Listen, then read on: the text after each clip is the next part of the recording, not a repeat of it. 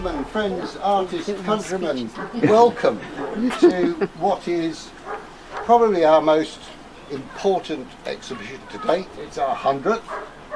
We're celebrating Harlow's 70th birthday, and who more appropriate to do that with but the sculptor Gerda Rubinstein, who was brought to Harlow by Sir Freddie Gibbard and Lady Pat Gibbard as a young artist, commissioned to do many works, both for their private collection and then later for the Harlow Art Trust, Harlow Sculpture Collection. So for us here at Palmer Mill to be saying welcome to Gerda and to be celebrating her fabulous body of work is such a huge privilege, and I'd like to thank you all for coming and sharing that with us. And do bear in mind that many of these sculptures are actually unique pieces, artist's copy or last of an edition. So I've got my salesman's shirt on. This could be your last chance, so don't be dilatory. You take cards, promissory notes, all sorts of things. But no, thank you. Let's celebrate Harlow's artistic culture and heritage, the fabulous facilities that we have here for enjoying arts and culture. And thank you very much to Gerda Rubinstein for allowing us to put on this show and coming to join us in celebrating Harlow. Thank you, Gerda. Thank you.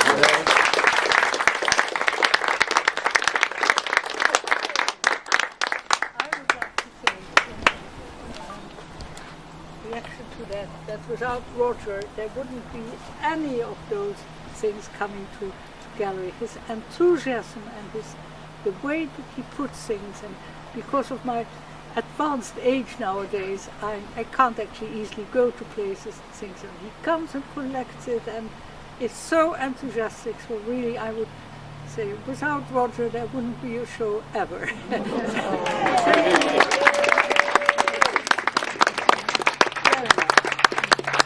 I want to crack on from that question about Blackheath and just take it from there. Right. Well, I'll tell you.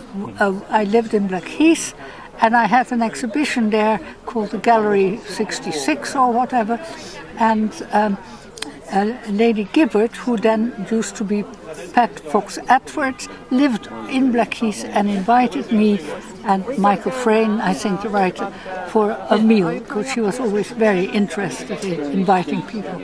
So somehow, then I found she bought a sculpture from my exhibition for a present for her future husband, which was Frederick Gibbard. So she married him, became Lady Gibbard, and of course we got an invitation to come to Harlow for a meal. And then they said, have you walked around the garden yet? And you know, an artist, having made the sculpture, knows somebody bought it, always immediately think, oh, it's probably the bottom of the garden somewhere. And I looked around and I found that sculpture on a high plinth somewhere in the garden, very beautifully put there. And so I asked him, how come you put it high? And he said, well, exhibitions put everything always in a row. And the thing is, you must make your eye travel from top to bottom. And that makes you sort of see things better. And that was something new to me. I hadn't heard of it. And so anyway, that was the beginning of me coming to Harlow. And I was often invited. That was my husband and daughter. And so then Frederick invited me to make birds, come on, I can't think now. Eagles, that's it, eagles for his gateposts. And I said I didn't really like eagles very much. For me, it was a German symbol, and I had lived in Holland during the war, so that wasn't a fun thing to have eagles as a symbol.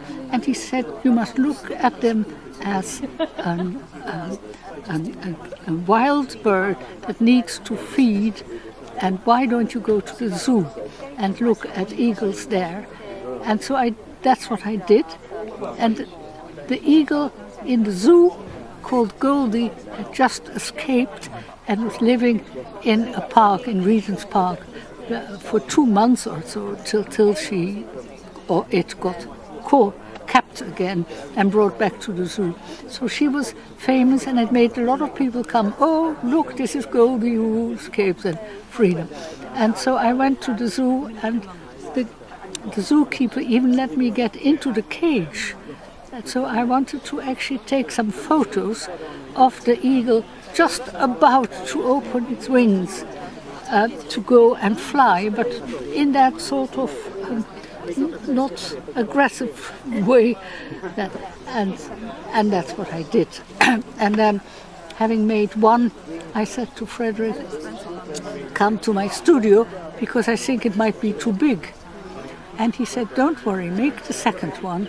And if they are too big, I extend my poles. And I thought, that's a person to work for, an architect who does that. So that was our sort of first meeting in Harlow. And all these years later, when you come back, do you enjoy coming back? I always enjoyed coming back to Harlow and to see the garden and the developments there and to have friends there. And Pat was a fantastic cook. I remember that from Blackheath. She always had 2 puddings to choose from, and she was just very, very lovely. So we were quite often invited. And that idea, that actually in reality Harlow has the artwork and the sculpture within this town. Yes. Would you call it unique, or what's your perspective on that? What? Why? I never kind of queried it any longer. I just accepted it as something that was happening and was glad to be part of it. I'm never, in a way, historically interested, basically. I was just a sculptor living and getting commissions and things, and that was what I needed to get to go on living. So I think that was it. Oh, and then he said, well, I want a relief that you make for the bottom of my garden, which has an electricity building, and I need something on it. And he and Pat expected it to be something abstract, but I'm not an abstract artist, so I thought these 2 people, Frederick and Pat, made this wonderful garden and are at it all the time. I will try and make a thing to symbolize that. And so I made the relief of him sitting in the garden and she working on plants. And when I brought it, Freddie said, I love it. I will not put it at the bottom, but I will put it on my folly. And then we had to put it up there, and it's still there as far as I know. I haven't been lately.